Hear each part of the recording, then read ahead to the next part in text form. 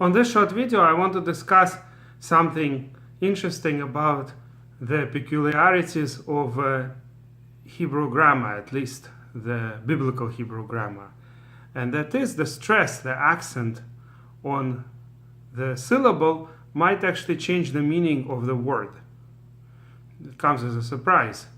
Now, a lot of us, of course, mispronounce certain words, especially if we're foreigners. I was born, for instance, in the Soviet Union, former Soviet Union, and today I mispronounce both words in Russian and words in English. I can sometimes look it up. Of course, today it's easy to look it up on the internet, how to pronounce the words. But a lot of times, once you get accustomed to pronounce certain words with a wrong accent, wrong stress, you just continue doing it even if you know it's incorrect. I've been corrected by people sometimes on the YouTube videos. People write, this is how you pronounce things. Most of my videos are in Russian, by the way. And sometimes people make a comment. I'm thankful that they're trying to correct me, but the problem is once I'm already accustomed for many years to say a certain word with the wrong accent, it's very hard to change it. On this type of stuff, our sages say in the Talmud, Shibashta kivonda al. Once a mistake is there, it's very hard to make yourself not accustomed to say that mistake. And it's said in the context, when the Talmud discusses which teacher is better, the one who is very pedantic, very careful that the students get everything right, or the one that is much more knowledgeable, knows or teaches all kinds of stuff, but makes mistakes too. And in the end, the conclusion is it's better to teach a little but correctly than a lot with all kinds of errors. Because once people already were taught from the early childhood incorrectly, it's very, very hard to change that. So at any rate, most of us, at least the foreigners among us, mispronounce certain words in English, and in my case, both in Russian and in English, because I never became an native English speaker, nor do I still remember the Russian that well. But at least in those languages, the stress is not going to change the meaning. If you put the wrong stress on a word, the word doesn't change its meaning at the very least. It's just incorrect to say with the wrong stress. But in Hebrew, it's quite common that actually the pronunciation with the wrong stress might change the meaning of the word. One example that's so often given is Hodu and Hodu. Hodu is India. Sounds kind of similar. Hindi, Hindu, Hodu, with a stress on the first syllable, Hodu. And Hodu is to thank Hashem. So those that pronounce Hodu la Hashem kitov, instead of Hodu la Hashem kitov, thank Hashem for he is good. Instead they say, as if it's saying India, India has nothing to do with it. So anyway, the example from our weekly reading is very interesting. Rashi actually says it, the greatest, most accepted commentator. I don't want to use the word greatest actually, because we don't really know which commentator is greatest. Maybe Ramban is the greatest, but certainly the most learned and the most accepted commentator that everybody learns, and it's printed in almost all editions of the Chumash, of the 5 books of Moshe, and that is Rashi. So he actually brings this grammatical rule in the context of Yaakov waiting for Rachel to come when he sees her from far away, and the shepherds say that here is the daughter of Lavan coming, and then it says that she came. The word written in Hebrew is exactly the same word, Beit Aleph Hey, but depending on the stress, it could mean she came or it could mean she is coming. That's what Rashi is saying here.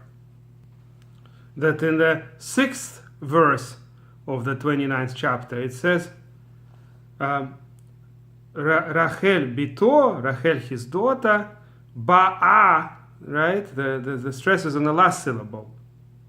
Ba'a imatzon, coming with her with the flock. And then a few verses later, while he's still talking to them, to the shepherds, it says Virachel ba. Here the stress is on the first syllable, on the vowel and the bet. How do we know this, by the way? This is based on the ta'amim. of course, our Torah, it's not written in the Torah text, it's part of the oral law, but our Torah has what's called ta'amim. Besides the vowels, they're also not written in the consonantal text of the Hebrew Bible, right? But the Torah scrolls only have consonants. But the vowels and the ta'amim, the notes, the musical notes, or you could say the grammatical signs, if you could call them that way, they are all part of the oral law. But in the printed editions, of course, they're all printed as well. So in the case of the second verse, the second verse I mentioned, which is the 9th verse of the 29th chapter, it says it has this kind of rhombus on top of bet that's called rivi'i, this kind of sign. I'm not so good with musical tones, but I'll try to imitate it. It's something like ba, the kind of downwards note. Revi, so ba, but the point of it is the note is always on the place where the letter is stressed.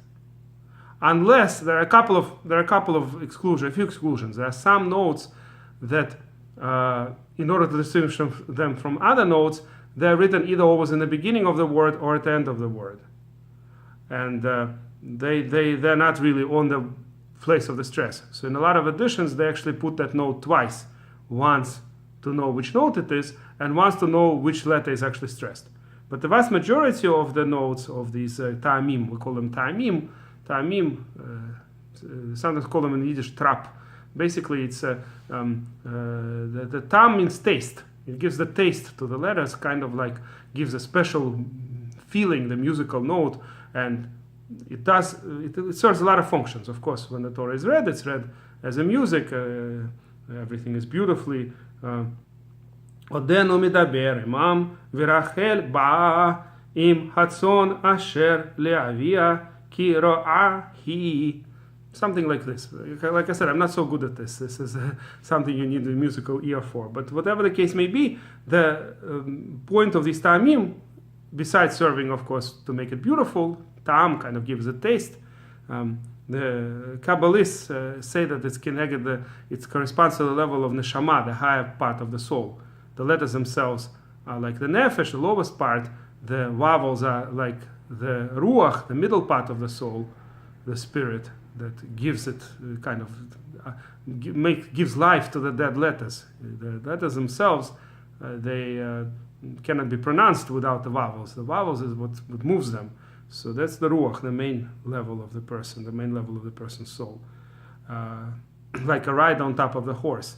And then the ta'amim are higher than the level of the person. It's neshama. It comes from the sky. It's the highest level of the three levels that are normally related to each person. There are two other levels of the soul, which we're not going to discuss here. But the three main levels that everybody has is nefesh, ruach, neshama. I'm sure most people heard about this. So nefesh corresponds to the consonants, and ruach to the vowels, and neshama, the extra spirit, kind of the extra high level of the soul, is these ta'amim, the notes, the musical notes. But besides serving, as I said, to beautify the text, it also tells us a lot of grammatical things. In this particular case, like I said, the fact that the tam is on the first syllable, as Rashi explains, means that she already came. Before that she was coming, ba'a, and now she came already, ba. And also ta'amim serve, of course, to divide phrases within the sentence, like commas and semicolons that people usually use in other languages. We have a much better system. Basically, every sentence is divided into two, and then quarters, and then smaller parts, so you know which phrase, which word is to be said with a pause, meaning it's the end of a phrase, and which word is related to the next word, so it's said without a pause. All of that is part of the information that ta'amim carry. And also ta'amim sometimes carry certain explanational meaning, like especially rare ta'amim. Usually, for instance, various explanations are given to the tam that's called shalshelet, the most embellished tam. We don't have that tam in our Parsha. We had it 2 Parshas ago in Parshat Chayesara, and before that in Parshat Vayera, and we'll still have another one in Parshat, 2 Parshas from now in Vayeshev. In the whole Sefer Bereshit there are only 3 Shalsheletas, and in the whole Chumash, in the 5 books of Moshe, there's only one more in Sefer Vayikra. So that kind of weird tam, unusual tam, has all kinds of explanations of some kind of hesitation and things like that.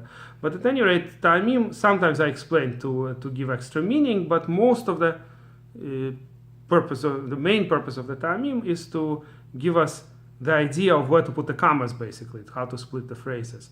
But among other things, the ta'amim also give us the idea of where the stresses are, which syllable is accented. So in particular, the tam in the second of these verses, in the 9th verse of this chapter, is on above the letter bet. Ba, not ba'a.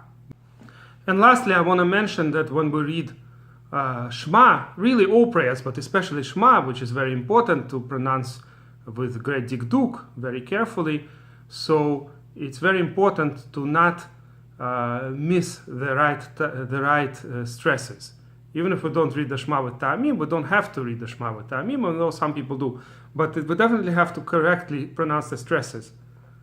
And especially since it could change the entire meaning of the word. So for instance, some people mispronounce, they say, instead of VeAhavtA, you should love Hashem. That's what the 2nd verse of Shema is. You should love Hashem with all your heart, with all your soul, etc. They say VeAhavtA, which sounds like past tense. You loved, or something like that. VeAhavtA, which is not correct. So maybe after the fact, some poskim say you fulfill your obligation, but certainly at Chila, a priori, when you're reading Shema, you're supposed to pronounce things correctly. So it's very important to know where the stresses are. And on this, I'm going to end for today. And if you like this video, please press like and please subscribe to our channel.